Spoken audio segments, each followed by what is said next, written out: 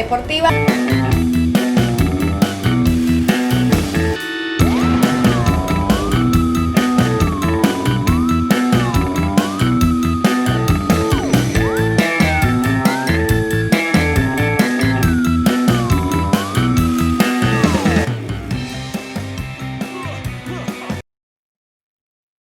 Muy buenas noches, bienvenidos una vez más a su programa Zona Deportiva, ya finalizando el mes de julio, ya mañana lunes, ¿verdad? Empezamos el mes de agosto, espero que les vaya bien y en esta noche, 8 en punto, me acompaña don Orlando Canjura. Don Orlando, bienvenido una vez más aquí al programa de Zona Deportiva.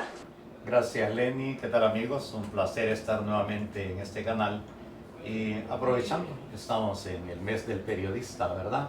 Saludos a todos los colegas y más pues a gente que está en el campo ya del periodismo académico. Así es, muchas gracias por acompañarnos nuevamente y aceptar nuestra invitación. En esta noche vamos a hablar el tema de que a todos los salvadoreños, más aquellos que les interesa el fútbol, está dando de qué hablar este tema sobre la federación, la FIFA, el INDES. Don Orlando, ¿qué nos puede decir sobre este tema? Bueno, un tema escabroso, de múltiples facetas, y donde yo creo que es necesario también orientar porque se están escuchando, viendo también imágenes de gente que expone, las redes sociales ahora son una explosión, y se escucha comentarios tan variopintos, ¿verdad? Algunos de ellos informados, otros medio informados, otros totalmente hablando por pura emoción. Entonces, yo creo que en primera instancia hay que ponernos en el estado actual, como se dice en investigación, el estado del arte, ¿verdad? Y tenemos una situación muy compleja, una situación pero tan compleja que algunos creen que el hecho de que levanten no el castigo, la suspensión que se ha hecho al comité ejecutivo, eso soluciona todo. Pues no, hay que diferenciar dos situaciones. El problema tiene dos grandes áreas. Uno es la parte eminentemente administrativa de funcionamiento de una persona jurídica, en este caso deportiva, como la Federación Salvadoreña de Fútbol, que adquirió su personalidad jurídica en el Ministerio de Gobernación, pero al aparecer la nueva ley de los deportes, esos archivos pasaron al Instituto Nacional de los Deportes, donde deben inscribirse y donde se les va a reconocer y a validar su personalidad jurídica. Ese es el meollo del problema. Y mientras eso esté en suspenso, porque la federación no se ha inscrito, no ha homologado sus estatutos, eso deja un problema muy serio a resolver. El otro es el deportivo, que es la administración de la competencia, cosa que podría de alguna manera superarse si se reinstalara el comité ejecutivo previo levantamiento de la suspensión del Tribunal de Ética, Disciplina y Apelaciones del Instituto de los Deportes, otro aspecto que tiene sus variantes porque eso es aplicable a las instituciones que están bajo jurisdicción del INDES. Y por eso la pregunta es, ¿y por qué razón a la federación se le están aplicando si no ha homologado sus estatutos, si solo han trasladado su expediente de persona jurídica, pero ellos se fundamentan en que la federación ha incumplido el hecho de no haber homologado? Y viene otro problema más que se suma. ¿Y que no estaban vigentes las credenciales del comité ejecutivo, pero casi un mes antes le eliminan sus funciones al comité ejecutivo? Entonces, un problema complejo. Ya que mencionaba que la FIFA en este caso no se ha hecho presente en este tema, ¿qué pasaría si decide sancionar al deporte salvadoreño? ¿Qué pasaría con los equipos que ya jugaron, que sería el Águila y el Platense en los partidos de CONCACAF? A ver, si nos ponemos un poco en retrospectiva, la FIFA no ha estado ajena al problema. La FIFA, ustedes recordarán que hace como 2 años y fracción, casi 3 años, se inauguró el hotel, que es el albergue para los deportistas, futbolistas en la federación, que se hizo con fondos provenientes de la FIFA. Estuvo acá el presidente de FIFA, Gianni Infantino, y él incluso tuvo una reunión especial con el presidente de la República, donde estuvo también el presidente del Instituto de los Deportes y la comitiva que acompañaba al presidente de FIFA, Infantino. Desde antes de la venida de él ya estaba la problemática de la nueva ley de los deportes. Entonces, a partir de ahí se empezaron a generar intercambios de comunicaciones, los cuales hace aproximadamente 2 meses vuelve otra vez, la última vez, porque ha sido una secuencia de intercambios de comunicaciones. Por eso digo, FIFA no ha estado ausente en esto. No es que hasta hoy aparezca FIFA y haya dejado totalmente fuera de su jurisdicción a la federación. Hace aproximadamente 2 meses vino una delegación de FIFA con 2 personeros que acompañaron a una delegación del comité ejecutivo, donde estaba el presidente de la federación, y continuaron las negociaciones de cómo solventar el problema de homologación de los estatutos. En esa discusión eran 5 puntos que estaban, 3 de ellos fueron superados. Pero cuando vino el problema de la autonomía de la federación y el problema de la gobernanza, cómo elegir sus autoridades, INDES dice, la ley de los deportes establece esto. FIFA le dice, estos 2 puntos no son negociables. Ustedes dicen que nos van a auditar, perfecto, auditen. Y dieron permiso de que fueran a auditar. Producto de ello, por ejemplo, los auditores del INDES estuvieron en la federación auditando. Pese a que no estaban obligados, abrieron las puertas. Entonces, pero cuando llegaron de esos 5 puntos, 3 habían sido superados. Los 2 fundamentales son los que se refieren a la autonomía de la federación, que no quiere decir libertinaje, haga lo que quiera, porque estamos hablando de cómo se va a administrar y cómo se va a gobernar. Ahí es donde los emisarios de FIFA, cuando ellos le dijeron, tiene que ser como la ley de los deportes, las 2 personas, entre ellas una mujer, se levantaron y le dijeron, no podemos seguir acá, esto no es negociable.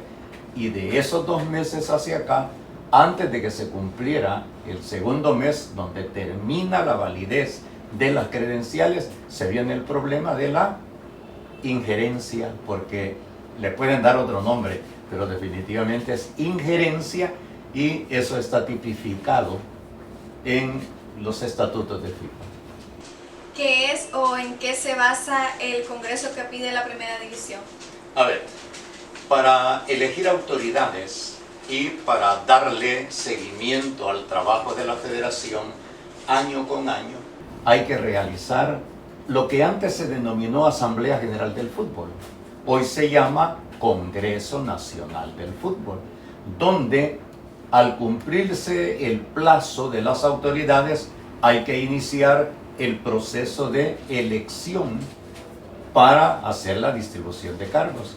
Hoy el Congreso coincidía con el momento de la elección del nuevo directorio, cuyos representantes se emanan de las 3 ligas profesionales y las ALFAs, las asociaciones departamentales. Ahí hay que arreglar todavía unas situaciones.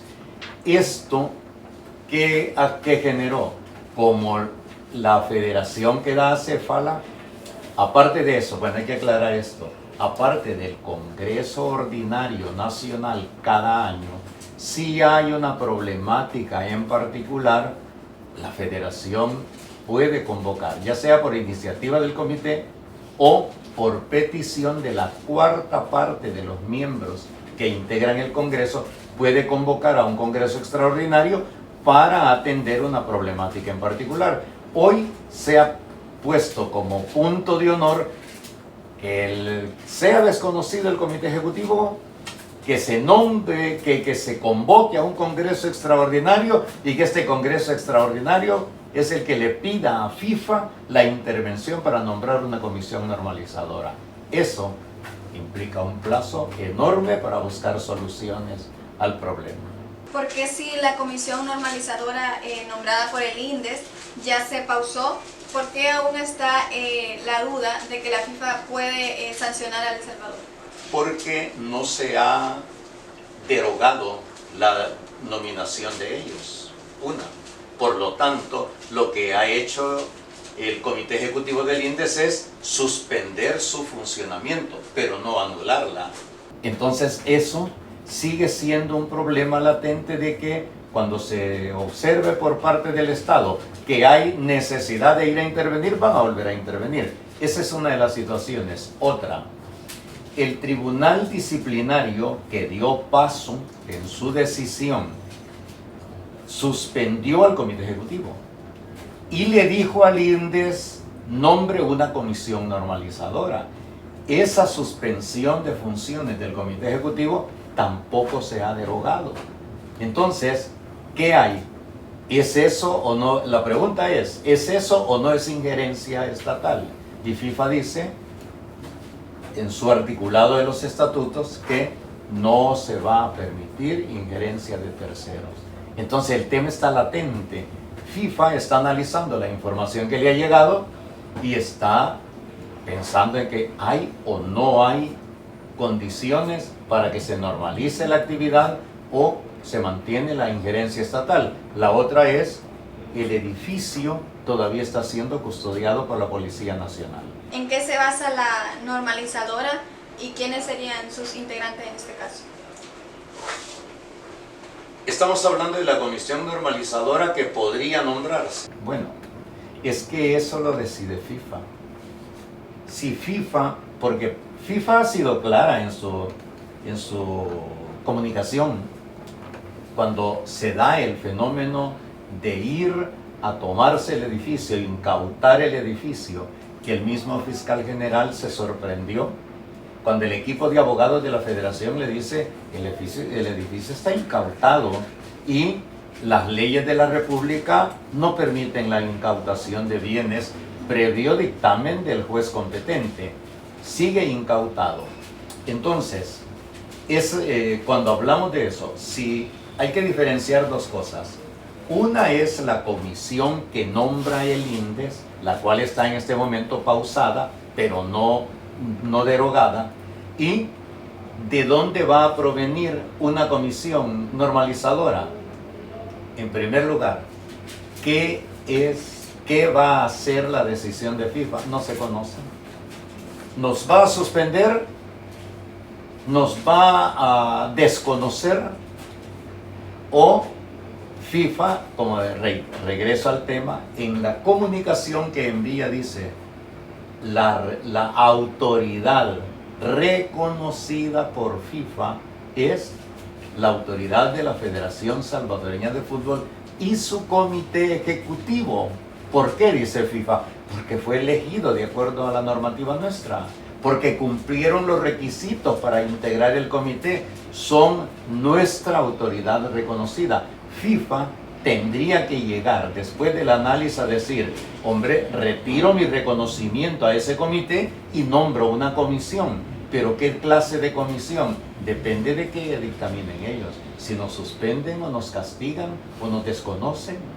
Entonces, ¿qué hace FIFA? Aquí hemos tenido dos comisiones normalizadoras. Una, cuando dejó la presidencia, producto de un problema administrativo, el licenciado Juan Torres, y se nombró una comisión normalizadora que la presidió el ingeniero Humberto Torres, que en ese momento él era presidente de la comisión de árbitros. No de arbitraje, esa es otra cosa. Tribunal de arbitraje es el que ve los pleitos internos en el fútbol, ¿no? Las diferencias en el fútbol. La que administra a los árbitros, los que dirigen los partidos. Ahí estaba el ingeniero Torres de presidente. FIFA normalmente lo que hace es seleccionar al presidente del comité ejecutivo para que presida la comisión normalizadora, pero al licenciado Juan Torres y a su comité ejecutivo, que en esa época se llamaba Junta Directiva, FIFA los retira, por así decirlo, de los cargos. Entonces busca a alguien de su confianza, alguien que ha tenido una vigencia dentro de la actividad futbolística, y al ingeniero Torres le acompañaron gentes como el ingeniero Mauricio, reconocido como Pipo Rodríguez, una figura muy reconocidísima.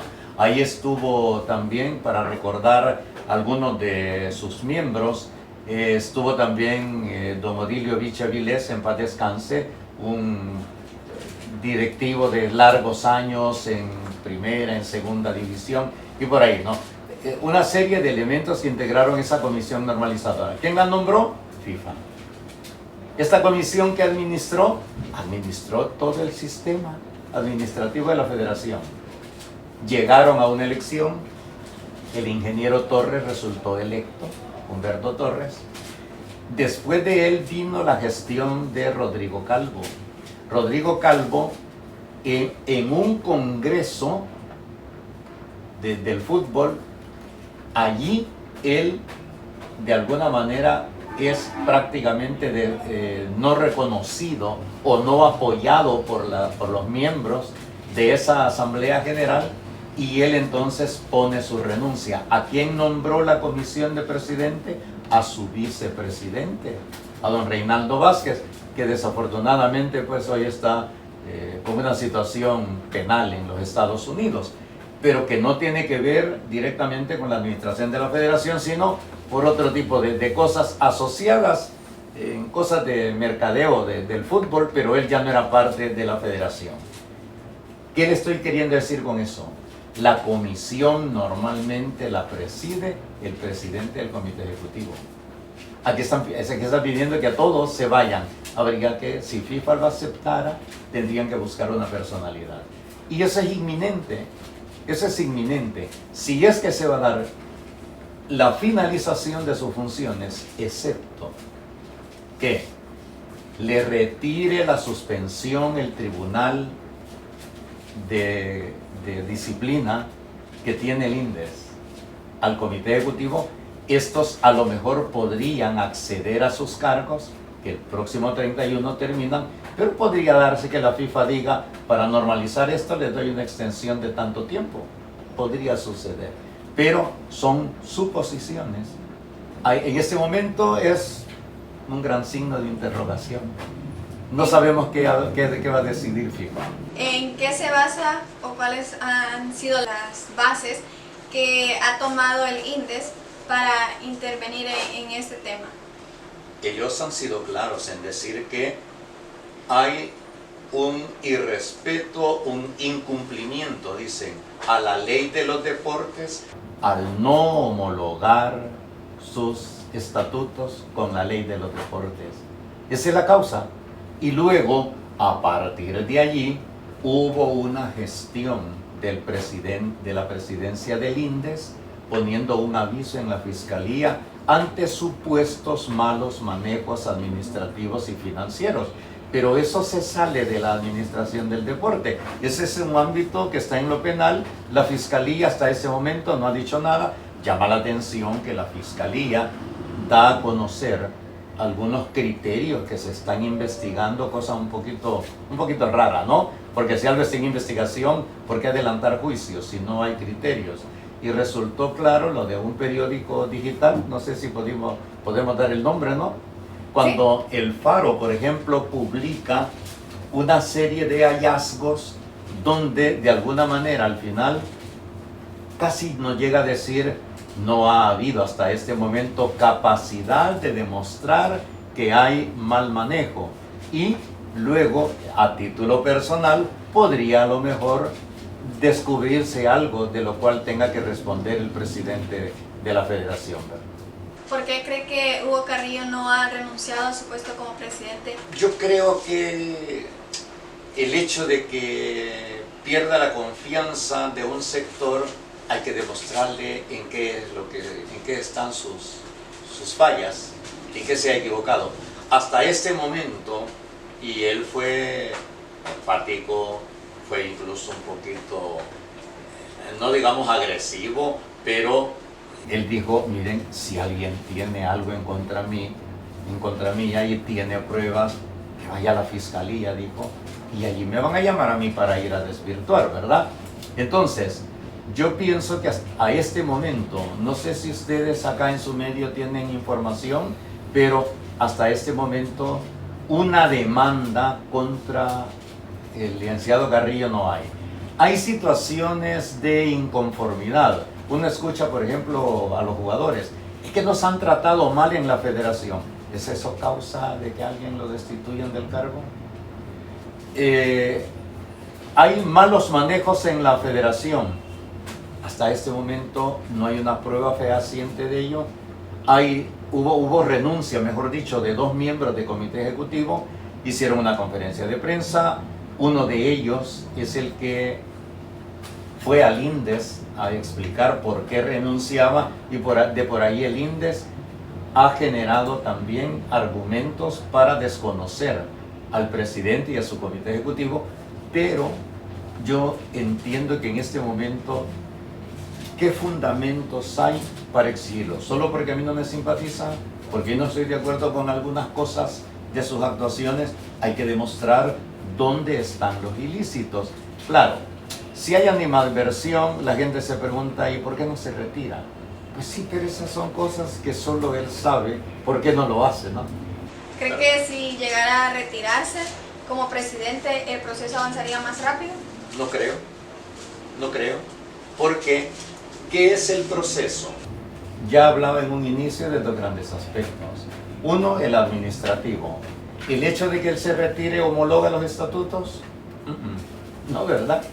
El hecho de que los estatutos se homologuen, ¿de qué depende? Fíjese que ya no es. Porque aquí la gente ha personalizado el nombre del presidente de la federación y el nombre del presidente del Instituto de los Deportes. Si usted observa, la gran diferencia no es ya ni siquiera INDES Federación, sino INDES FIFA. INDES dice, debe cumplirse la ley, deben gobernarse de esta manera, deben permitir que nosotros estemos permanentemente fiscalizando, deben de entregar, y yo me pregunto, mire, el entregar cuentas, esa es una obligatoriedad de toda persona, natural y jurídica. Los que manejan fondos del Estado le rinden cuentas a la Corte de Cuentas y le rinden cuentas también al Ministerio de Hacienda, porque manejan fondos no oficiales, ¿verdad? Las personas que no son naturales, las personas como nosotros, sino las personas jurídicas, las empresas, las ONGs, etcétera, están obligados a presentar a sus asambleas los estados de cuentas, pero aparte de eso, presentar en el Ministerio de Hacienda sus movimientos. ¿Ha habido alguna observación del movimiento financiero de la Federación? Llegaron los auditores del INDES y dijeron todo está en regla. Hubo presencia de la Fiscalía, llegaron a incautar documentos, se llevaron documentos en físico, discos duros, etcétera. Hasta ese momento no hay un análisis al respecto. Entonces, eso es la parte administrativa. La parte deportiva, ¿cómo podría funcionar? En primera instancia, si él renuncia, ¿quién va a administrar? ¿Qué reconocimiento va a tener de FIFA para que administre la competencia? O sea, mire, la situación es tan compleja. Lo primero que hay que hacer es esperar, conocer cuál es el dictamen de FIFA. Cómo solucionar el problema de homologación de los estatutos federativos con respecto a la ley de los deportes. Eso está en un solo sitio, donde la ley choca con los estatutos federativos, que son una adaptación de los estatutos de la FIFA, que es fundamentalmente en esos 2 puntos: la autonomía y la gobernanza. Autonomía para elegir sus autoridades, autonomía para administrar las competencias, etc. Y para funcionar como persona jurídica, adaptarse a las leyes de la República. Pero hay donde FIFA tiene que superar junto al INDES lo de la gobernanza y la autonomía, es haciendo una revisión. La ley de los deportes en un inicio dejaba a 2 instituciones no obligadas a adecuar su autonomía y gobernanza, que era el Comité Olímpico y el Comité de Olimpiadas Especiales.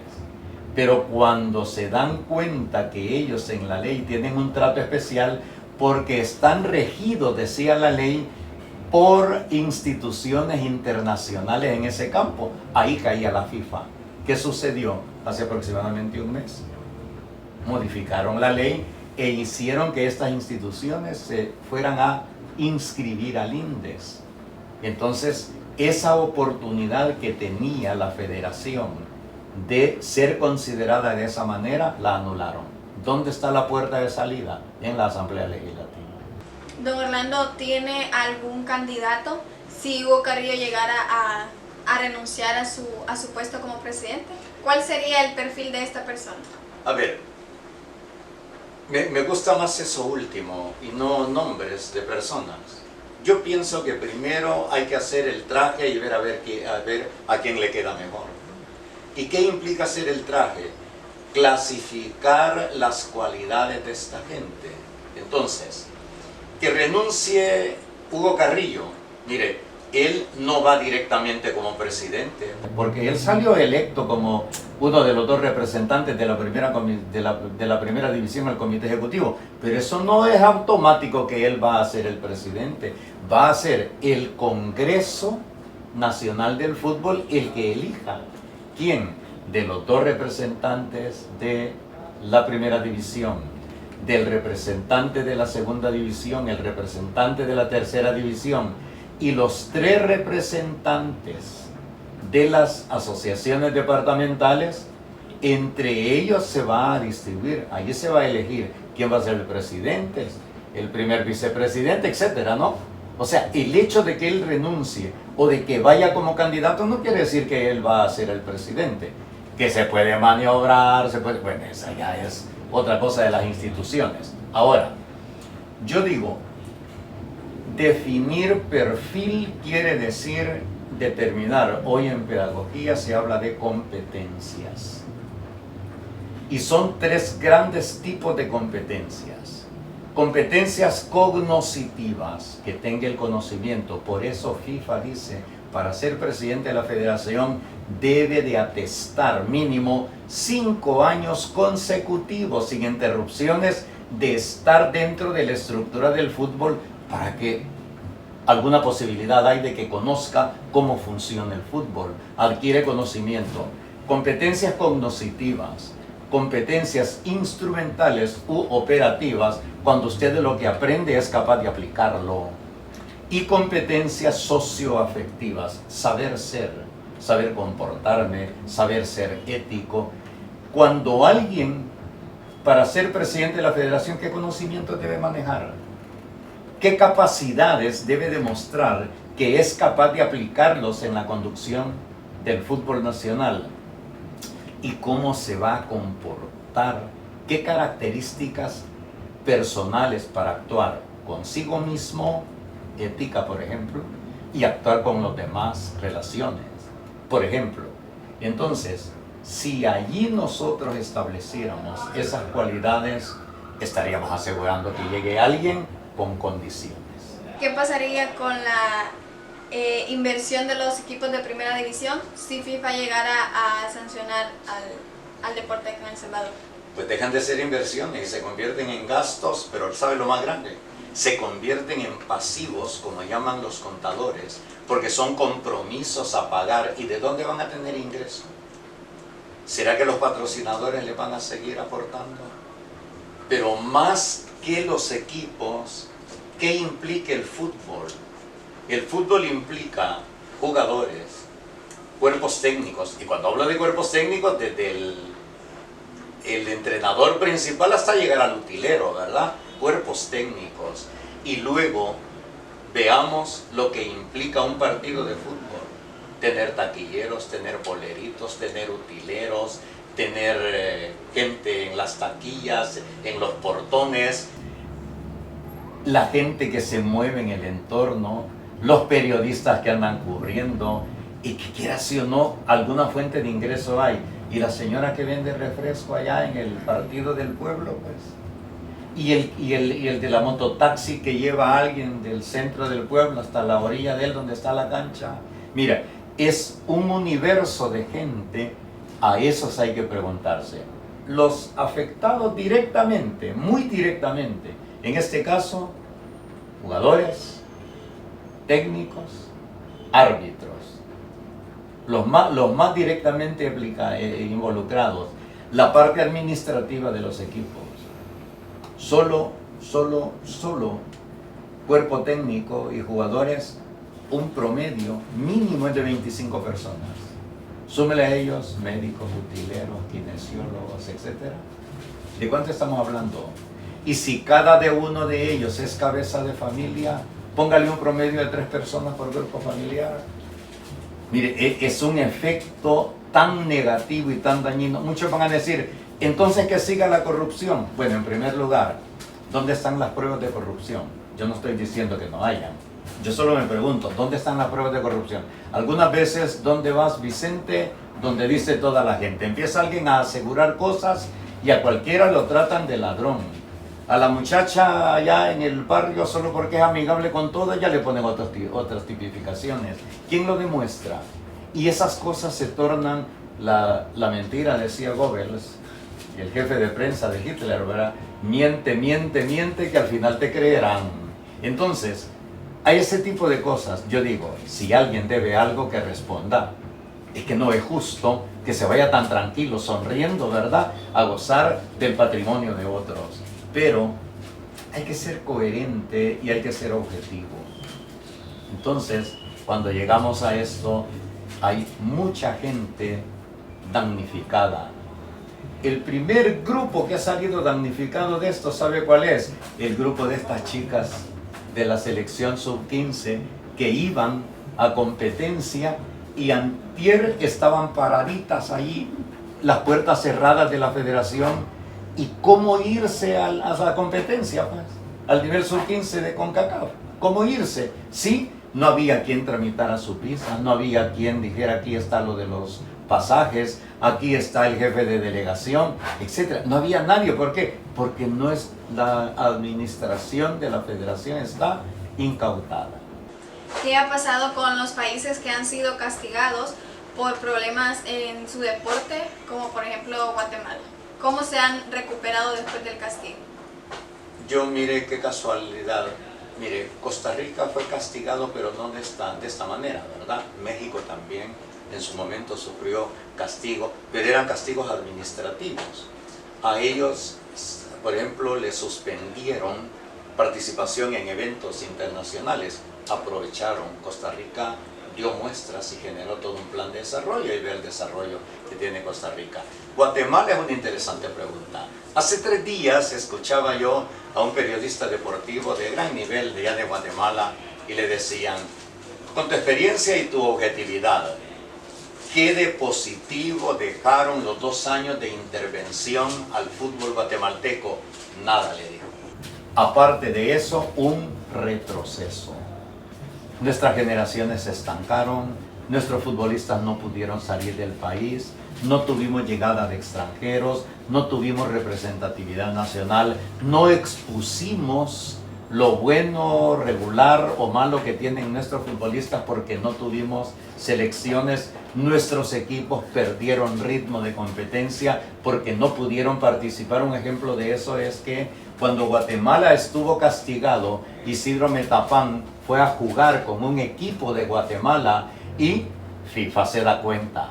Inmediatamente CONCACAF detectó eso y le dijeron, señores, tienen $500 de multa.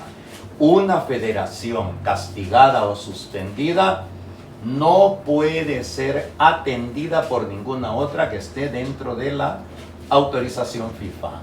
Universidad del Salvador en ese mismo periodo iba para Guatemala a jugar allá contra la Universidad de Guatemala, que estaba en primera división.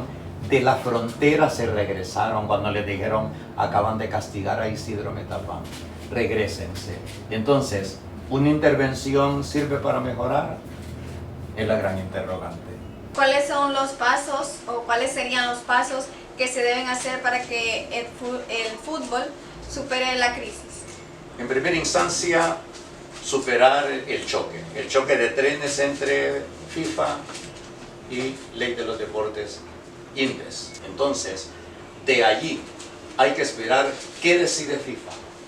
¿Qué decide FIFA? Si FIFA dice, vamos a normalizar, pero mientras la Asamblea Legislativa sería uno de los pasos, y creo que es el más viable, si ellos le dan el regresar la ley de los deportes a como estaba e incluir a la federación a la par del Comité Olímpico y de Olimpiadas Especiales, podría dar paso a la instauración de una comisión que normalice la situación. Pero si eso no se da, el choque entre INDES y FIFA va a seguir a saber hasta cuándo. Hablando sobre el INDES, ¿cuál es su punto de vista sobre el nuevo torneo Liga Nacional promovida por el INDES? Bueno, yo no he tenido la oportunidad, excepto de ver por televisión un par de encuentros. A lo mejor están llevando un espacio de diversión, de ocio, pero no responde a lo que el fútbol necesita. Me parece un poco más atractivo lo que están haciendo con este trabajo el que abrieron precisamente hace 2 días, el de la categoría de alevines, que son de los niños, educar en valores, pero no es un plan nacional hasta ese momento, casi es un plan piloto. ¿Cuántas escuelas se han sumado? Son 50. ¿A cuántas otras? Creo que 70 y algo. ¿Cuántas escuelas hay en el país? Entonces, pero bueno, son iniciativas creo interesantes, pero educar en valores, formar un nuevo ciudadano, ¿será eso buscar valores para el fútbol? Ojalá que sí, ¿verdad? Ojalá que resulte. ¿Cree que esta nueva inauguración es una buena oportunidad para ir mejorando el fútbol desde los niños pequeños? Yo pienso que sí, pero mire, más que eso yo creo que hay que recordar que antes era en la escuela, en todas las escuelas, que se generaba la educación física y los deportes. Y en un momento en que habían profesores de educación física, gente habilitada para eso. La ciudad normal se cerró, se convirtió en un batallón militar, ¿verdad? Desapareció la Escuela Superior de Educación Física, pasaron la formación de estos recursos a las universidades, excepto un par de ellas que yo conozco, gradúan profesores de educación física, pero las demás gradúan licenciados en educación física y deporte, que algunas veces no son los llamados a la enseñanza, pero bueno, sirve. Pero ¿cuántos de ellos hay por cada cuántos niños? Nuestra base de la pirámide poblacional es de base ancha, o sea que son como triangulares. Abajo está la enorme población de niños, adolescentes y jóvenes. ¿Cuántos de ellos tienen acceso a la educación física? Yo creo que por ahí habría que irselo pensando de alguna forma, ¿no? Don Orlando, para ir finalizando esta entrevista, algo que quiera decirle a la población en general acerca de este tema. Una es que hay que informarse, no seguir lo que la gente dice por puro ánimo. Hay que contrastar pruebas, hay que ser buen árbitro. Yo le escuché a uno de los más connotados árbitros de este país, que en paz descanse, José Carlos Ortiz Cardosa, decía, algo hay que tener presente. Un árbitro toma decisión, decía, sobre hechos y su conocimiento de esos hechos. Entonces, cuando decía, y algunas veces al árbitro, es que me parece que fue penal, no, cuidado, aquí no es de que a mí me gusta o yo quiero. Usted vea, la falta merece pitarse como penal, ¿por qué? Porque la regla de las faltas y corrupciones que conduce a la regla del tiro penal dice que un penal se pita con estos y estos y estos criterios. Si usted conoce los fundamentos, si conoce los criterios y juzga con objetividad los hechos, no va a ser presa de algunos que emiten y generan opinión con algunos intereses. Bueno, ahí está. Muchas gracias por sus palabras del último mensaje que nos ha dado también a la población salvadoreña para que esté informada sobre el tema que se está viviendo del fútbol y esperamos pues que se solucione para que ya todo vuelva a la normalidad. Muchas gracias, don Orlando, por habernos acompañado en esta noche. Les deseamos un inicio de semana mañana lunes y también un inicio de mes agradable para todos. Feliz noche.